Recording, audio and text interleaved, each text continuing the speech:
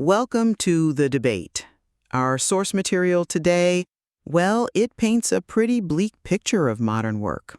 It argues that the whole idea we were sold, that loyalty and hard work bring security and respect, is actually what it calls the core lie. A lie that leads to massive exploitation, burnout, and, frankly, the mental health crisis we're seeing everywhere. Yeah, and that diagnosis is, it's really hard to argue with, isn't it? The numbers are quite stark. We're not just talking about a few unhappy people. It's what 82% of employees globally are at risk of burnout. And the economic cost, something like $1 trillion a year worldwide in lost productivity because of related mental health issues. It's a genuine crisis. Exactly. So, given that the system seems fundamentally broken, the real question for us today is what's the best way out? Is the main path forward really about individual autonomy and escape? Taking back our time, our energy, building something for ourselves? Or should we be focusing our efforts primarily on systemic reform, trying to fix the traditional employment structure itself? I lean pretty strongly towards the first view. I think the system's failures are just too deep, and individual ownership is the most practical escape route right now. See, I come at it slightly differently. I absolutely agree individual action is important, maybe even necessary for, survival sometimes. But I think if we want change that actually scales, change that helps that huge 82% you mentioned, then we have to focus on the system, collective action. Because just telling everyone to escape individually, that leaves millions behind who just don't have the means to do that. Look, the evidence that the system exploits loyalty, it's just overwhelming. You just have to look at how things are structured, or maybe how they aren't structured for the workers' benefit. The Intel 2025 example is pretty telling, right? They announced plans for 24,000 layoffs. That's 15% of their people. And this was despite making billions in revenue that year. So decades of service, loyalty, skill, that means absolutely nothing, apparently. Workers are just, disposable assets when it comes down to the balance sheet. And meanwhile, the grind is clearly set up to benefit executives, shareholders, the big bonuses, the dividends, all that stuff we hear about.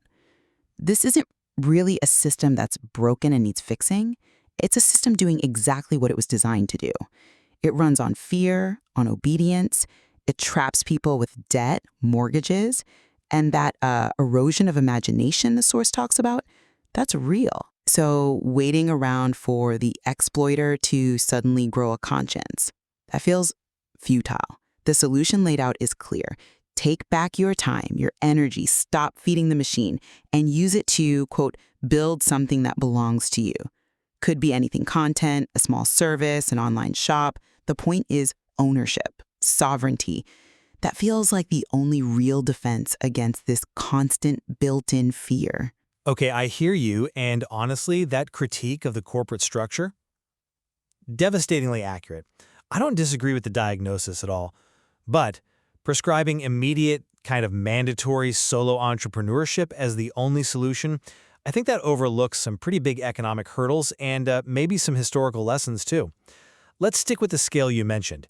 If 2/3 of workers are already burned out, really running on empty, how realistic is it to expect them to suddenly find, an extra 40 hours a week to build a side hustle? Their focus is often just survival, managing debt, paying the bills. Adding that pressure isn't liberation. It's a recipe for complete collapse. And historically, we have seen periods of more widespread stability for workers. Think about the post-WW2 boom, for instance. That wasn't built on everyone being an entrepreneur. That, prioritized wages, not just shareholder value above all else. Now, yes, those things were dismantled. Globalization, shareholder-first economics did a number on them. But the point is, collective systemic structures did create widespread security once. And we know systemic change isn't just a historical artifact. Look at the 4-day workweek trials happening now, UK, Iceland, other places. They're showing that productivity can hold steady, sometimes even improve, while stress and burnout markers go way down. That's a systemic fix, working within the current framework, offering real relief to potentially millions who simply can't afford to just quit and launch a startup tomorrow. Right, the 4-day week. I get the appeal. I really do. And yes, for a huge number of people trapped in the system, that kind of relief would be, well, welcome. But let's challenge this accessibility argument you're making about escape. You sort of frame individual escape as this thing only for the privileged, the financially secure. But I'd argue we're in a moment where the signs of change mentioned in the material, they fundamentally shift that equation. This rise of solo entrepreneurship, it isn't primarily driven by big capital investment anymore. It's driven by essentially zero-cost distribution through the internet and now incredibly powerful AI tools. Regular people can reach a global audience now without needing a giant corporation in the middle. The barrier isn't necessarily huge amounts of time or money anymore. The real barrier is breaking that mental dependency on the corporate structure. Starting small, creating some content, writing a newsletter, offering a niche skill. These are the first steps. Asking someone who's already burned out to lobby their boss for systemic change, that feels like asking a mouse to negotiate with the cat. The real power comes from seizing your own means of production, however small. Okay, I really have to push back on that framing, though. Saying the solution for the most exhausted people is just to, find the mental space and energy to start a side business, that completely ignores the reality of time poverty and cognitive overload. The debt load, the mortgage pressure, just the sheer exhaustion of presenteeism. Being there, being visible, but maybe not even productive, it drains everything. For someone working 2 jobs just to cover rent, the idea of spending their only free day learning, web design or SEO for some hypothetical side hustle, it's just structurally, almost physically impossible for many. It's too high a bar when you're already depleted. And you frame this as a modern necessity. But it's interesting to look back. We sometimes think of, say, medieval peasants as having terrible lives, right? But historians point out they actually had something like 80 to 100 guaranteed days off a year, religious holidays, festivals, community expectations. Think about that contrast. Medieval workers had guaranteed universal rest built into the system, while our supposedly advanced setup pushes this isolated, individual entrepreneurial effort onto people who are already exhausted. Doesn't that suggest that collective structures, historically, offered more universal guarantees than this individual path does today? We need to be fighting for structural changes that benefit everyone, not just a few who successfully manage to pivot. And let's not forget the power of demanding change collectively. History shows us, think about the fight for the weekend or child labor laws. These things required organized pressure, not just individuals opting out. And the modern evidence from those 4-day workweek trials is just too compelling to brush off as some corporate perk. We're not talking small effects here. Companies involved reported significantly lower turnover, fewer sick days, clear signs of better mental health, all while staying profitable. That's a concrete path to addressing the burnout crisis for millions, right now, within the companies they already work for. It directly tackles that trillion-dollar productivity loss by making the work environment itself healthier. That's a fair point about the results, and I do acknowledge we need ways to support people currently in the system. But I have to question the motivation behind these corporate reforms. Relying on companies to save us? Well, history suggests that's naive. Remember the story of the 8-hour workday? Henry Ford didn't implement that out of some newfound kindness. The data just showed very clearly that worker productivity dropped sharply after 8 hours. It was a cold, calculated business decision for efficiency, for profit. Purely efficiency, not morality. So if a company adopts a 4-day week today, what stops them from just demanding 5 days worth of work crammed into 4, turning it into another efficiency hack that might even increase pressure, not reduce it? Relying on the very system that profits from fear and exploitation to offer genuine solutions feels like, well, waiting for the cage maker to make the cage more comfortable. It's still a cage. The source material warns us explicitly against that kind of complacency. Which brings us back to, what does freedom actually mean here? For me, real freedom has to be about sovereignty.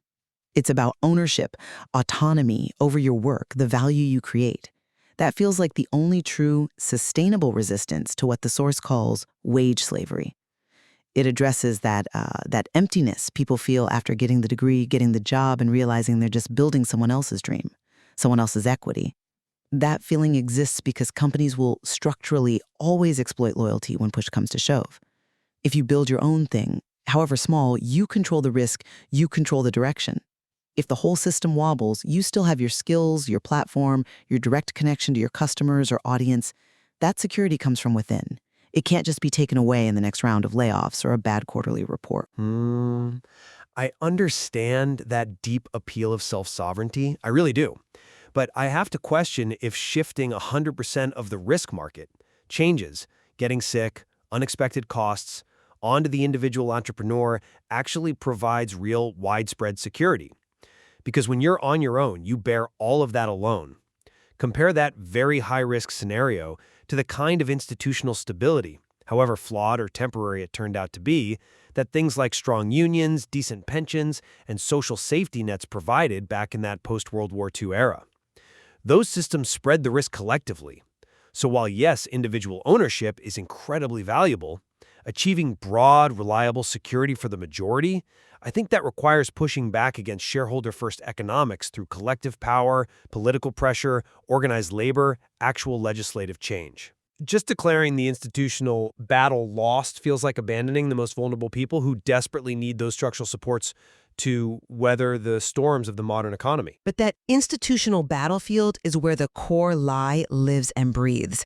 We could spend decades, generations, lobbying for tiny improvements only to see them wiped out by the next recession or political change, just like that post-World War II safety net got eroded. The time spent lobbying is time not spent building your own independent foundation. And the cracks in the old system, the opportunities to build outside it, they're here now, thanks to technology. For the individual, the most direct, the most reliable path to lasting security seems to be taking that leap, building outside the institutional risk structure altogether. You own your time, you own your work, you own your future. That's the goal. And I still insist that while technology creates those exit ramps, the sheer scale of the problem, millions burdened by debt, 2/3 burning out, demands solutions that also operate at scale. History and these current experiments, like the 4-day week, they strongly suggest that systemic fixes are not only possible, but remain a powerful, necessary, and potentially much faster way to improve well-being and provide basic security for the largest number of people. We have to fight within the institutions, even while we encourage and enable those escape routes. So my position really boils down to this. The current system's failures stem from a fundamental lie of exploitation. And relying on that same structure, the one profiting from our exhaustion, to fix itself is, well, it's a long shot at best.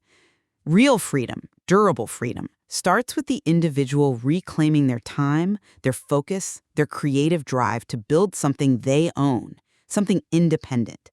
That's the most powerful form of resistance available right now. And my perspective remains that while individual ownership offers profound autonomy for those who can achieve it, genuine security for the vast majority demands we use our collective power. The evidence shows systemic changes, like rethinking the work week, are practical, effective, and can improve millions of lives almost immediately. We simply can't afford to leave the majority stranded because the individual path for them is just too steep a climb right now. It seems clear that tackling the kind of exploitation our source material details likely requires, well, both things, doesn't it? Both the individual courage to seek autonomy and sustain strategic pressure to reform the structures that exist. Exactly. It leaves us all to weigh which approach, or perhaps what balance of approaches, offers the most reliable path towards genuine security and lasting autonomy for the greatest number of people.